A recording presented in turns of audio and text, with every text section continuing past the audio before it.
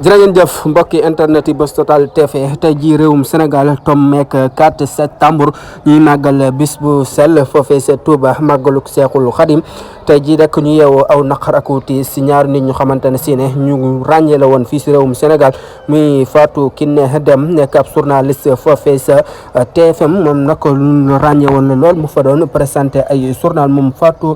Kiné Deme rek moo daal di génne li nga xamante ne si ne rek moo di àdduna aw naqar aw tiis daal di wàcc foofee sa TFM ñoom ñëpp rek ñu koy naqarlu tamit di ñaanal rek ki nga xam ne moo di Fatou Kiné Deme yàlla na ko yàlla yërëm te xaare ko àjjana firdawsi keneen ki nag moo di ki nga xamante mu nekk ab acteur tamit bu siiw a siiw nu ràññee ko xàmmee ko lool bu baax a baax moom it ab acteur bu xamante ne si rek si ab accident rek la daati génne li nga xamante ne si rek moo di àdduna moomee nag ba tey rek nit ñi di ko ñaanal di ko wax rek yàlla na ko yàlla yërëm te xaare ko àjjana firdawsi nag tey nag mu doon aw tiis aw naqaru métti xamante ne si rek bëccëgoog tey ñi di waa Sénégal yeewoo nañ ko si ñaar ñi nga xam ne ràññee woon nañ leen lool kii nag nekk ab acteur bu ñëpp ràññee kii nag journaliste Fatou Kiné Deme yàlla na yàlla yërëm te xaar ne àjjana firdaws